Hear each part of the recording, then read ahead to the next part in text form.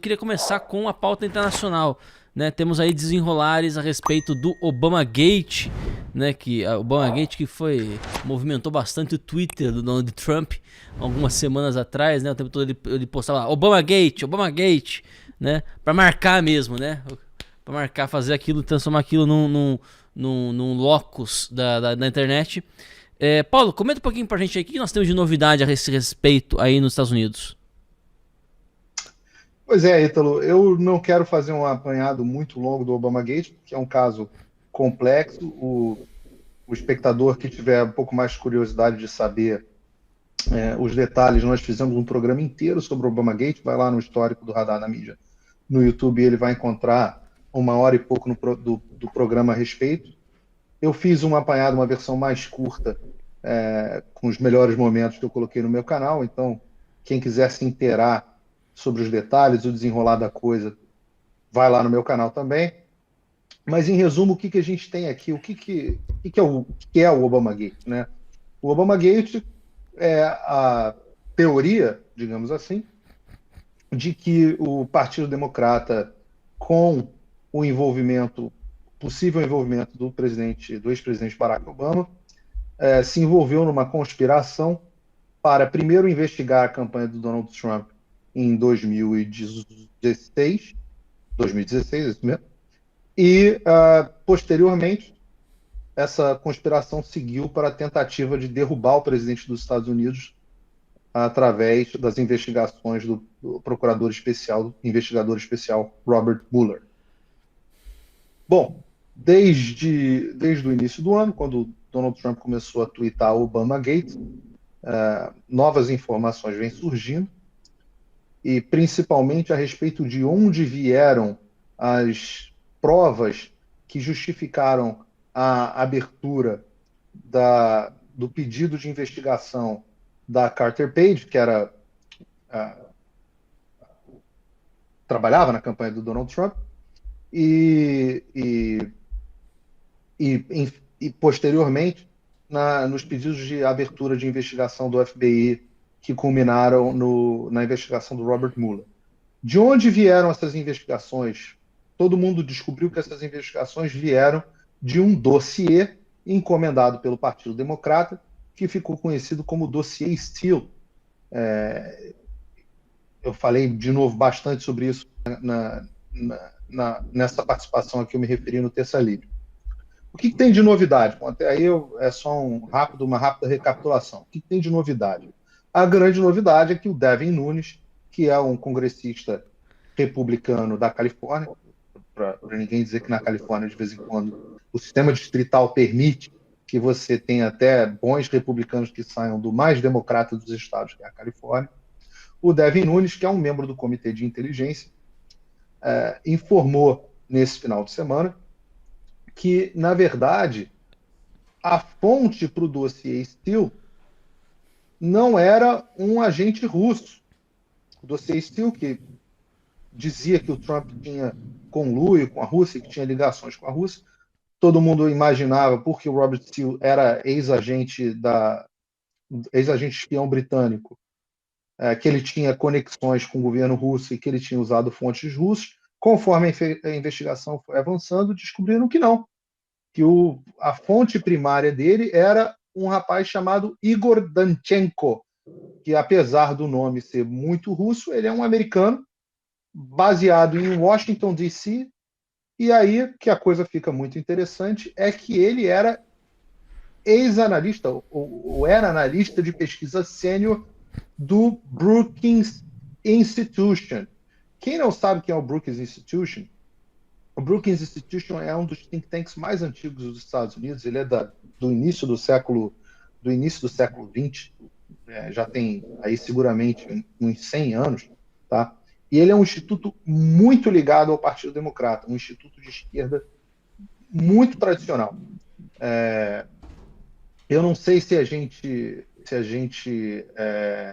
consegue colocar aí na tela quem são as figurinhas carimbadas de palestras habituês de dar palestras no Brookings Institution.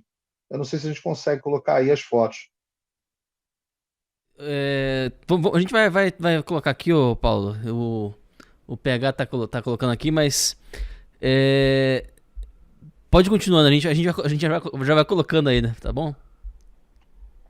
Maravilha. Eu preciso, então, eu vou recapitular só qual foi a linha do esquema enquanto isso. Vamos lá.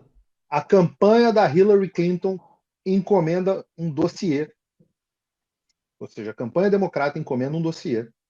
Essas informações são colhidas através de um instituto financiado e ligado ao Partido Democrata. O Partido Democrata abastece o FBI com estas informações e utiliza essas informações para a abertura de uma investigação contra a campanha do Donald Trump. Com autorização judicial, do FBI, né? Judicial, aquelas cortes FISA, que eu expliquei aqui. Depois, esse dossiê fajuto, que surgiu de novo, encomendado pelo Partido Democrata, a fonte. E olha aí quem é. Botou aí na tela para botar. Quem é um dos grandes. Ele tá botando áudio no compartilhamento. Tá botando áudio? Tá botando áudio no compartilhamento. Quando a gente compartilha, some o seu áudio. Ah, entendi. Tem que incluir o canal. Isso. É isso mesmo. Sei como é que é. Mas então, você imagina o ciclo completo de fraude na tentativa. Esse é um dos habituês. Tá aí, Brookings Institute. Não sou eu, não tem montagem. Qualquer um que entrar no Google, vai lá. Tem mais aí? De quem são os demais? A gente vai colocando aqui. Vai colocando aí. Olha, o espectador que já está aqui me acompanhando há um tempo, que já me acompanha nas redes sociais, sabe que eu não sou um cara ligado. Tá aí Hillary Clinton, Brookings Institute também. Olha a turma. A turma é de peso. Eu não sou um cara tem grande apreço. Joe Biden, o oponente do Donald Trump na campanha desse ano. Eu não sou um cara que tem apreço a teorias de conspiração. Claro que eu sei que algumas existem. E tá aí, George Soros também, Brookings Institute. A turma que dá palestra é muito boa. Não tem um republicano praticamente. É Joe Biden, Hillary e Barack Obama. Esse foi um instituto que inventou todas as provas utilizadas para espionar, para justificar que o FBI espionasse e depois tentasse derrubar o presidente dos Estados Unidos. Não tem, de novo, não tem teoria da conspiração. Isso é o que é. Eu vou continuar, tá? E aí, perdão, desculpa. Claro. É uma espécie de Luciano Ayan, né? Com esteroides. Olha só, muito sagaz, realmente, né? Um Luciano Ayan com muito esteroides. É um instituto, eu vou dizer qual é a diferença. E apesar dos números lá da investigação do Ministério Público de São Paulo, está lá em muitos milhões, lá para a família do Renan, e mistura ali com patrimonial, talvez, com o MBL, com o Luciano Ayan, eu vou falar que é muito dinheiro por trás do Brookings Institution, tá? Muito dinheiro. E aí, de novo, quem gosta de teoria da conspiração, tem aqui um prato cheio. Porque eu fui atrás, isso vocês não vão ver em lugar nenhum, porque fui eu que abri aqui, fui correr atrás aquele instinto jornalista de follow the money, né? Então eu falei assim, poxa, vamos ver de onde é que vem o dinheiro, deixa eu ver se eu acho, como é uma ONG, deixa eu ver a prestação de contas deles.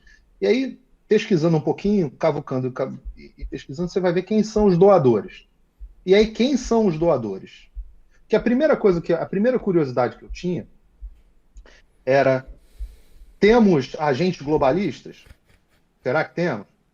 Temos, mais importante, porque eu sempre falo aqui das diversas formas de guerra, né? Temos doações anônimas? Temos governos exteriores financiando esses institutos?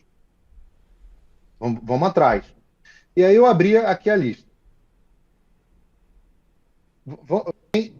Quem tiver uma cartela aí, se prepara para gritar bingo, tá? Quem tiver a cartela da teoria da conspiração globalista. Vamos lá.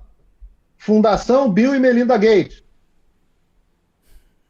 Open Society do Jorge Soros.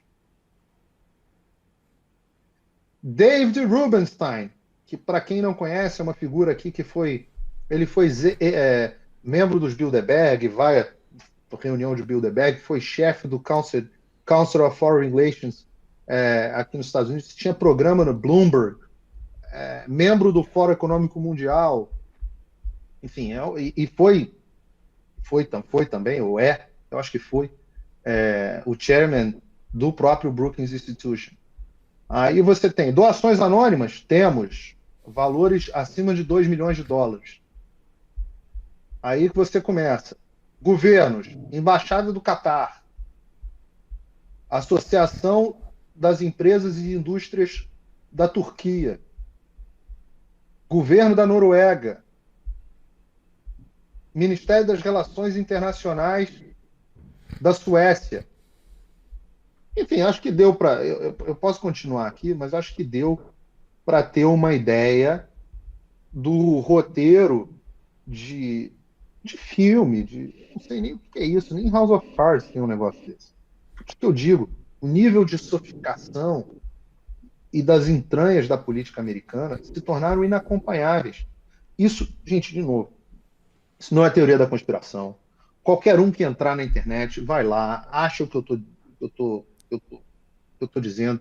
Eu vou, quem quiser, vai no meu perfil no Twitter, me pede que eu mando o link das demonstrações financeiras do Brookings Institution, as fotos que eu coloquei aí, vocês disponibilizaram. Não tem montagem, é só você bota lá, Barack Obama speaking Brookings Institution, tem lá todas as datas que ele falou. Isso não é nem um trabalho de jornalista investigativo de filme, de ter que ter entrado numa biblioteca e pesquisado. É Google, é só Google, é só um pouco de prática e traquejo. Aí você vai no meio do processo e você tem o The Atlantic aqui, que é um veículo bem de esquerda, e no dia 19 de maio de 2020, e eu gosto da cara de pau desse... No dia 19 de maio de 2020, ou seja, agora, poucos meses atrás, quando começou-se a falar de Obamagate, o Atlantic, num artigo publicado por um cara chamado Benjamin Wittes, publicou a seguinte reportagem: Obamagate é só um dos esforços de Donald Trump para criar uma distração. Desde o início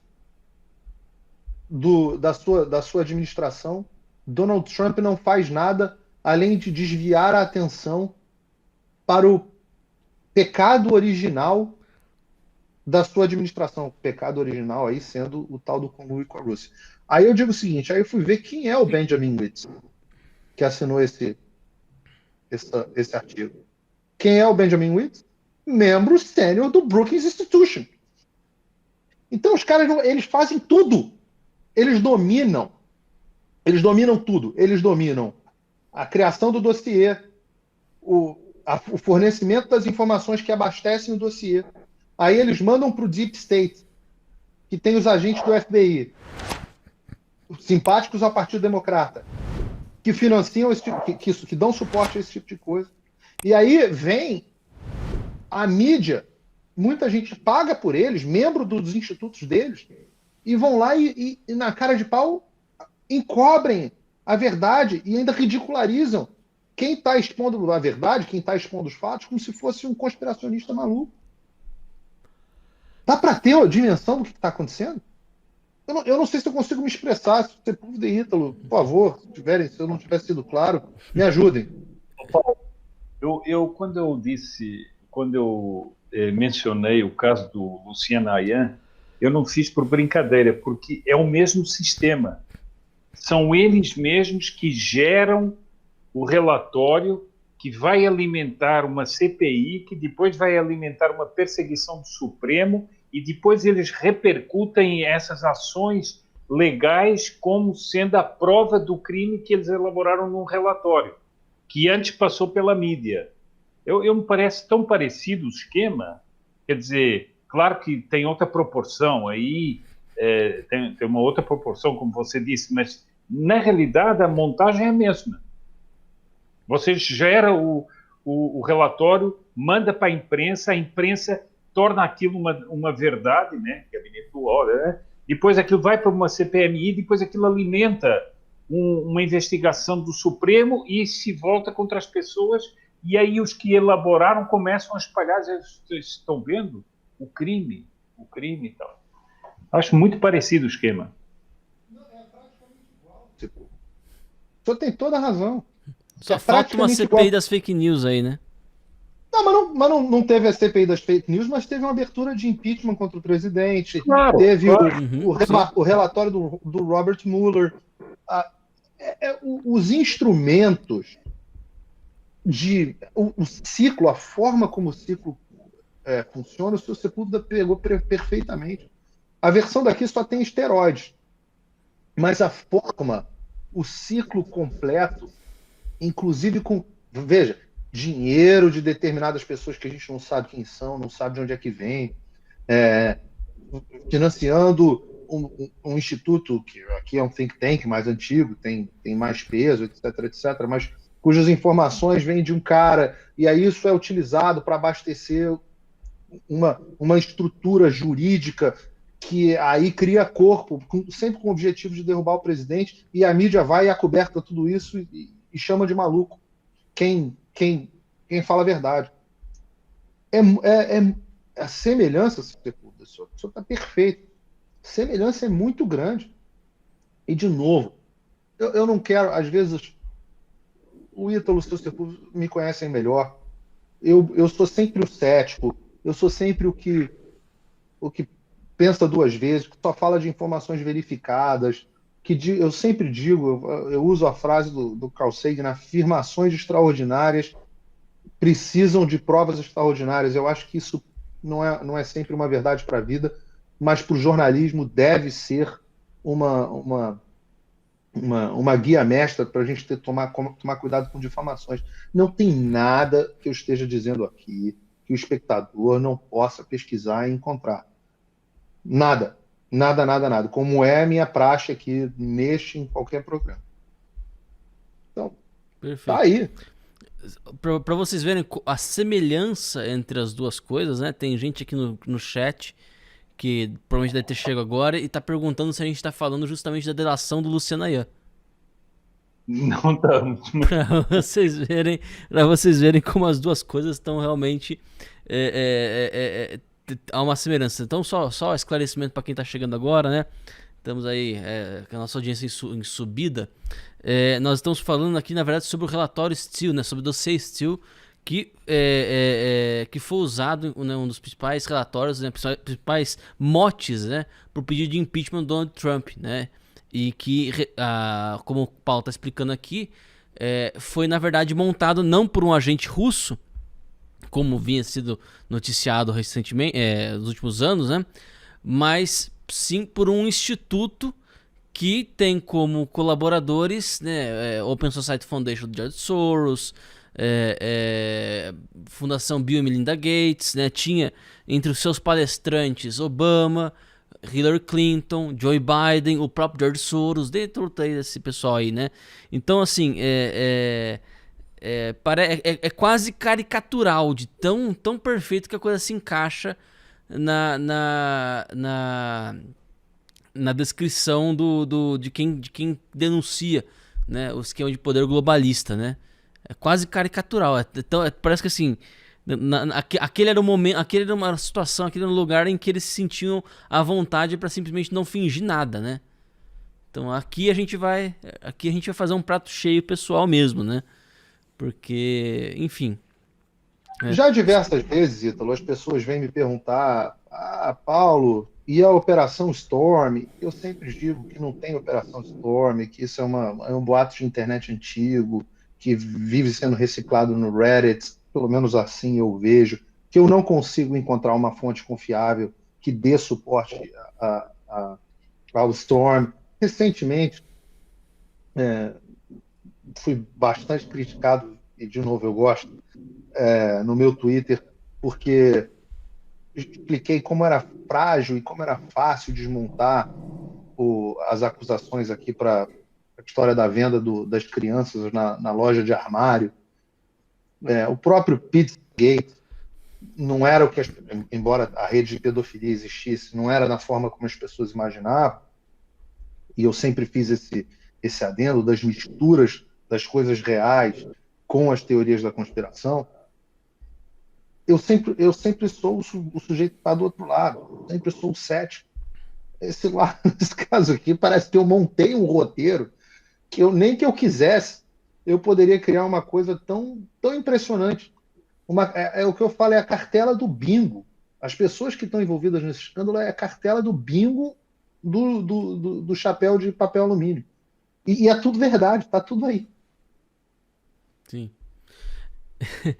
Uma coisa que eu sempre digo, né, aqui no Terça Livre, e eu comecei a dizer com mais frequência depois que começou essa história toda do coronavírus, né, que é o seguinte, nós temos que resistir ao ímpeto de romantizar o adversário, né, de tratar o adversário como se tivesse poderes mágicos, né, como se tivesse o outro lado que a gente estivesse estudando, né, fosse assim uma coisa monolítica, né, enfim, né, que tivesse poderes quase mitológicos. Não é bem por aí, né? Não é bem por aí. Então a gente sempre tem que saber dosar entre aquilo que é efeito da nossa imaginação, pura e simplesmente, e aquilo que é de fato a gente tem fundamento concreto para falar a respeito. Se você puder, quer comentar mais alguma coisa sobre esse assunto? Olha, eu ia só dizer para o Paulo que o Ítalo tem ele diz que não existe teoria da conspiração, mas da mera coincidência, né? Teoria da mera coincidência. E aí você apresentou uma espécie de montanha de coincidências. Agora, a pergunta que eu lhe faço é o seguinte: isso é muito impressionante enquanto dado. E qual é o efeito político que você prevê nisso? Digamos, qual é o efeito político imediato ou mediato que você prevê disso? Eu acho o seguinte: eu tenho dúvidas do quão infiltrado o Deep State é a ponto de levar adiante as investigações a respeito desse caso. Tá? O que eu posso adiantar desde já é que, diante disso, o Devin Nunes, que é esse congressista da Califórnia, ele é membro do Comitê de Inteligência do Congresso, e ele disse o seguinte: ele agora vai pedir uma investigação mais profunda para descobrir de onde vem o dinheiro do Brookings Institution. E, bom, não vai dar muito trabalho, porque eu fiz uma pesquisa rápida aqui, descobri bastante coisa, e tudo oficialmente, e um bando de doações anônimas que eles têm capacidade, e nessas devem ter várias delícias aí para serem encontradas, porque numa intimação do Comitê de Inteligência do Congresso, o Instituto é obrigado a dizer, não pode haver fonte anônima. Mas todas essas coisas, a gente não sabe aonde que vão dar. A gente não sabe aonde que vão dar. O que eu estou citando aqui não tem per se, né, por si próprio, nenhuma ação criminosa. Todo o processo, na minha opinião, é crime de conspiração. Tá? É a minha opinião, crime de conspiração. Mas o padrão para processar alguém nos Estados Unidos é um padrão muito rígido.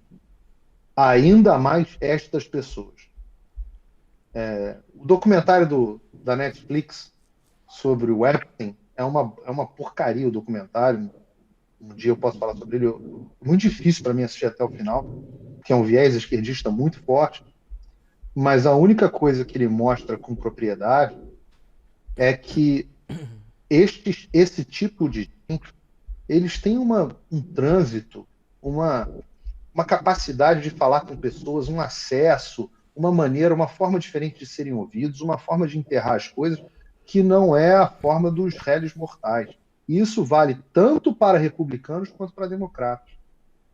Se você for no Council of Foreign Relations, que que eu citei aqui, e o professor Olavo foi o primeiro cara que me falou de Council of Foreign Relations. Isso deve ter seguramente 15 anos. Tá? Mas se você for no Council of Foreign Relations, se você for atrás dos Bilderberg, você vai ver uma penca de republicanos. Vai ver uma penca de republicanos.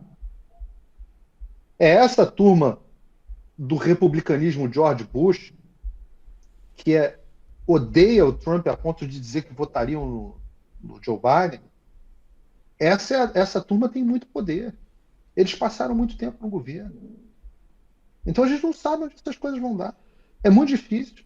É muito difícil fazer uma previsão aqui. E o outro componente dessa história é que nunca veio à tona um escândalo dessa magnitude. Nem viria se não fosse a internet. Nem viria. Porque a mídia vai lá e blum, tampa tudo, esconde tudo.